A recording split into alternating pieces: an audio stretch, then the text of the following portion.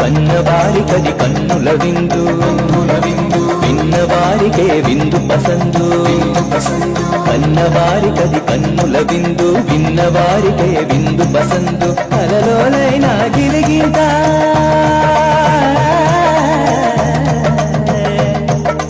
కలలోనైనా గిలిగింత తలచుకున్న మది పులకింత